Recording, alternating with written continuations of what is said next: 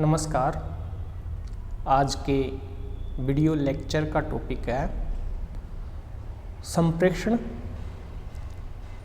जिसे इंग्लिश में कहते हैं कम्युनिकेशन। सीधे शब्दों में इसे संचार भी बोल देते हैं। तो जब हम संचार या संप्रेषण या कम्युनिकेशन शब्दों का एक दूसरे की जगह उपयोग करें तो उनका भावार्थ एक ही होगा। जब हम प्रशासन में संचार का अध्ययन करते हैं, संप्रेषण का अध्ययन करते हैं, तो यह देखते हैं बिना संप्रेषण के प्रशासनिक उद्देश्यों को या प्रशासनिक लक्ष्यों को प्राप्त नहीं किया जा सकता। संप्रेषण को यानी कम्युनिकेशन को प्रशासन का प्रथम सिद्धांत माना जाता है। संचार या संप्रेषण मानवीय संबंधों का अभिन्न और महत्वपूर्ण अंग है और किसी भी संगठन में या प्रबंध में या फिर प्रशासन में बिना संप्रेषण के हम उनके निर्धारित उद्देश्यों को प्राप्त नहीं कर सकते। तो इसी क्रम में आज सबसे पहले संचार का अर्थ और उसकी परिभाषाओं को देखेंगे। उसके बाद में हम इस बिंदु पर भी विचार विमर्श करेंगे कि प्रशासन में संचार का क्या महत्व है। तो सबसे पहले देखते हैं संचार या संप्रेषण किसे कहते हैं। संचार या संप्रेषण का सीधा सा तात्पर्य ये है, इसमें विचारों का, भावनाओं का आदान प्रदान होता है। जिस प्रकार एक विद्वान है थियो हेमेन, इन्होंने लिखा है कि संचार एक व्यक्ति से दूसरे व्यक्ति को सूचनाएं एवं समझ हस्तांतरित करने की प्रक्रिया है। इसी प्रकार न्यूमैन और समर ने लिखा है कि संचार दो या दो से अधिक व्यक्तियों के तथ्यों, विचारों, सम्मतियों, भावनाओं का पारस्परिक आदान प्रदान है। इसी प्रकार F.G. मेयर के शब्दों में मानवीय विचारों को और सम्मतियों को शब्दों, पत्रों और संदेशों के माध्यम से आदान प्रदान करना ही संप्रेषण है। इसी प्रकार लुई ए एलन ने लिखा है कि संचार एक व्यक्ति के मस्तिष्क को दूसरे व्यक्ति के मस्तिष्क से जोड़ने वाला पुल है। इस प्रकार इन परिभाषाओं से यदि हम निष्कर्ष निकालें तो कह सकते हैं कि संचार एक ऐसी अनवरत और व्यवस्थित प्रक्रिया है जिसके द्वारा विचारों का, भावनाओं का आदान प्रदान होता है। संचार प्रत्यक्ष और परोक्ष रूप से, चेतन अचेतन रूप से संप्रेषित भावनाओं, प्रवृत्तियों व इच्छाओं का योग है। इस प्रकार ये संचार की परिभाषा है। विभिन्न विद्वानों ने संचार के बारे में जो परिभाषाएं दी हैं उनका विश्लेषण किया। अब हम प्रशासन में संचार का महत्व देखते हैं। तो प्रशासन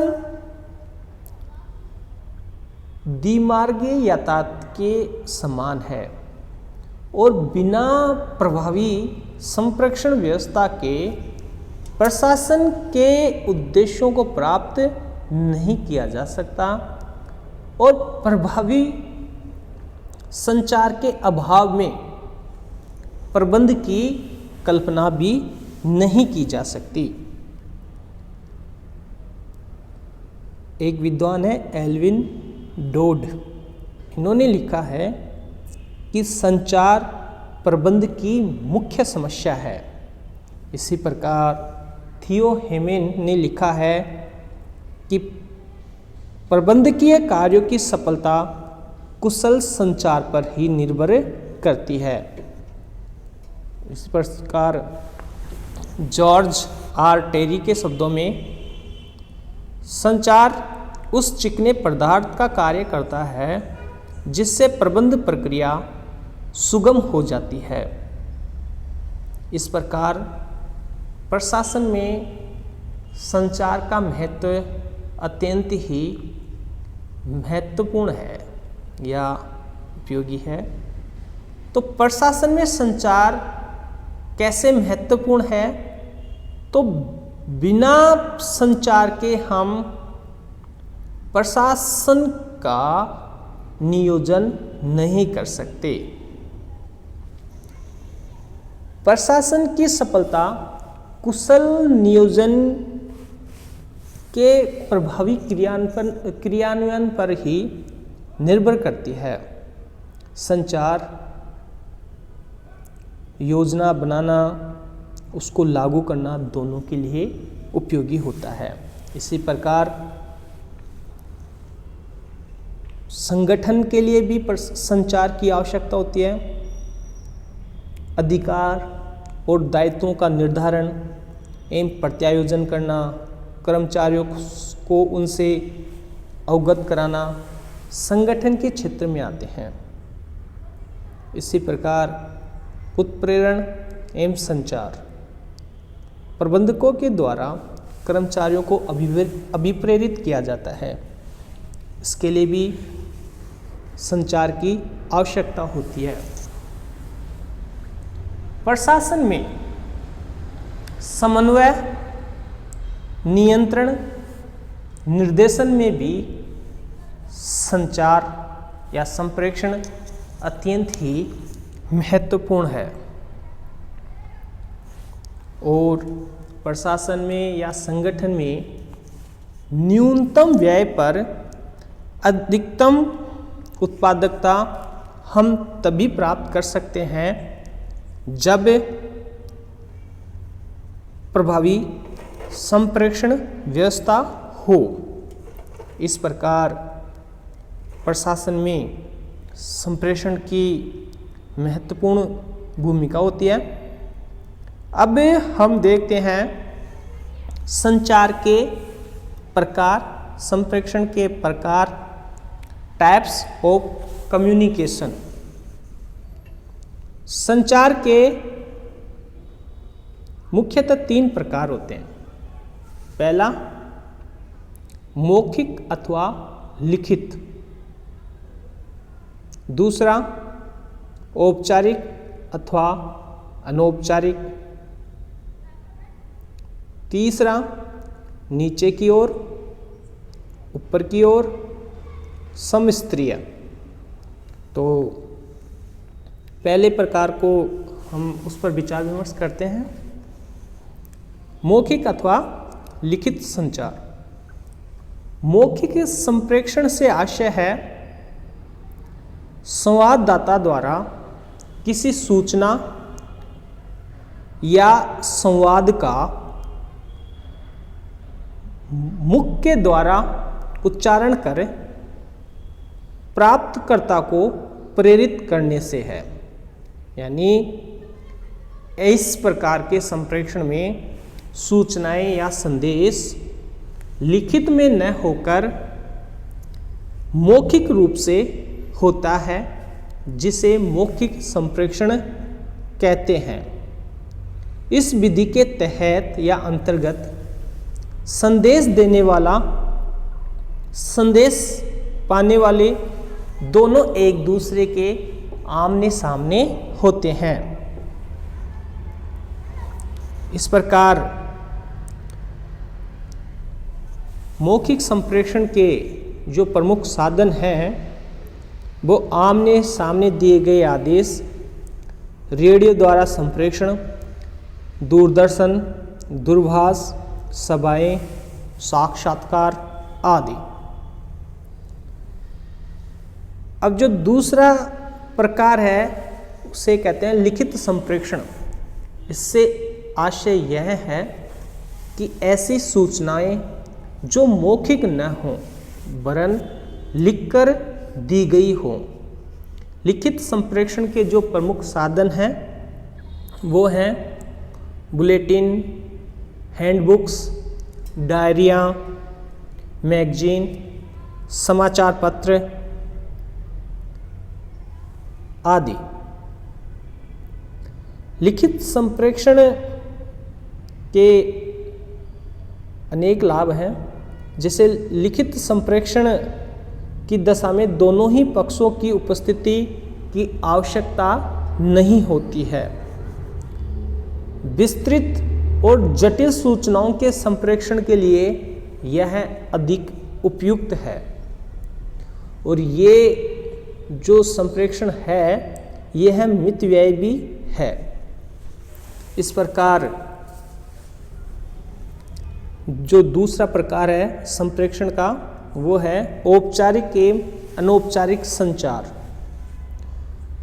औपचारिक संदेश वाहन के निर्माण प्रेषण में अनेक औपचारिक संवाद लिखित होते हैं। अनौपचारिक संदेश वाहनों में किसी प्रकार की औपचारिकता नहीं होती है।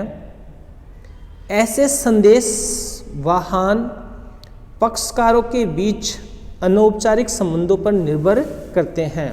जैसे अनौपचारिक संदेश वाहन के कुछ उदाहरण हैं वो है नेत्रों से किए जाने वाले इशारे, सिर हिलाना, मुस्कुरा देना, क्रोधित होना आदि।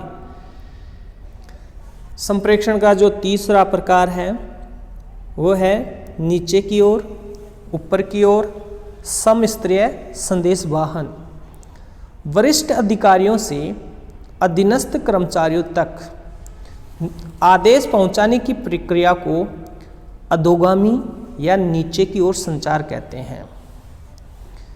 इस संचार का मुख्य उद्देश्य होता है कि कर्मचारियों को यह जानकारी देना कि क्या किया जाना है और किस प्रकार किया जाना है। ऊपर की ओर संचार के माध्यम से अधीनस्थ कर्मचारी अपनी प्रतिक्रिया और अनुभवों के बारे में उच्च अधिकारियों तक जानकारी पहुंचाते हैं। समस्तरीय संचार में एक ही स्तर के कर्मचारियों और अधिकारियों के बीच होता है। इसका प्रतिपादन आधुनिक प्रबंध सिद्धांत के जनक हेनरी फेयोल ने किया था और इसका आशय था समान स्तर के अधिकारियों और कर्मचारियों के विचारों का सीधे ही आदान प्रदान कर देना। अब हम संचार के प्रकार के बाद में संचार की प्रक्रिया के अंगों के बारे में विचार विमर्श करते हैं। तो संचार प्रक्रिया के जो प्रमुख 5 अंग हैं, पहला है संप्रेषित संवाददाता, कम्युनिकेटर। सबसे पहले संचार प्रक्रिया में जो श्री गणेश करता है वो होता है संवाददाता, जो अपनी बात कहता है। और फिर जो दूसरा होता है वो होता है संवाद, मैसेज। संचार प्रक्रिया का यह दूसरा महत्वपूर्ण अंग है संवाद। संवाद आदेश के रूप में, निर्देश के रूप में, सुझाव के रूप में, शिकायत के रूप में, प्रशंसा के रूप में, परिवेदना के रूप में आदि किसी भी रूप में हो सकता है। तीसरा जो अंग है वो है माध्यम। संचार को पहुंचाने के लिए मौखिक, लिखित, सांकेतिक, दृश्य माध्यमों को अपनाया जाता है। इसी प्रकार जो चौथा अंग है वो है रिसीवर यानी प्राप्तकर्ता। प्राप्तकर्ता वह पक्षकार है जिसके पास संवाद भेजा जाता है। और पांचवा जो मुख्य अंग है वो है प्रतिक्रिया। प्रतिक्रिया संचार प्रक्रिया का सबसे महत्वपूर्ण अंग है।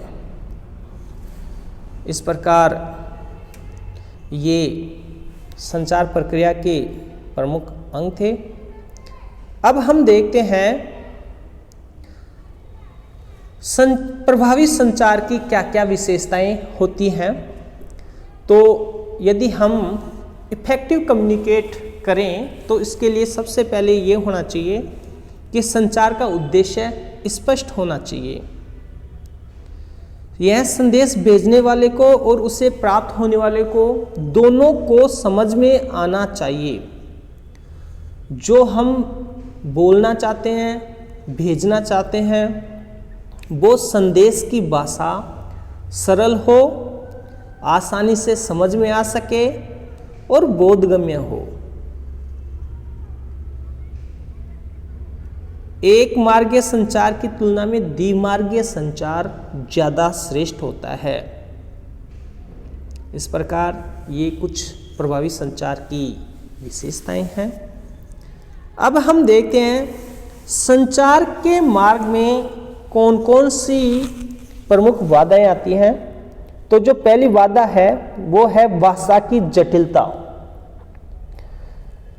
ये बहुत प्रमुख बाधा है जो हमें दिन प्रतिदिन फेस करनी पड़ती है जब हम कम्युनिकेट करते हैं। तो द्वितीय जो भी प्रेक्षक है और प्रेक्षित है के मध्य भौगोलिक दूरी भी एक संचार के मध्य बाधा होती है। लेकिन आज का जो टाइम है वो इंटरनेट का युग है, सूचना प्रौद्योगिकी का विकास हो रहा है, तो भौगोलिक दूरी आज इतनी चुनौतीपूर्ण नहीं है। इसी प्रकार मनोवैज्ञानिक दृष्टिकोण भी संचार में एक बाधा होता है। इस प्रकार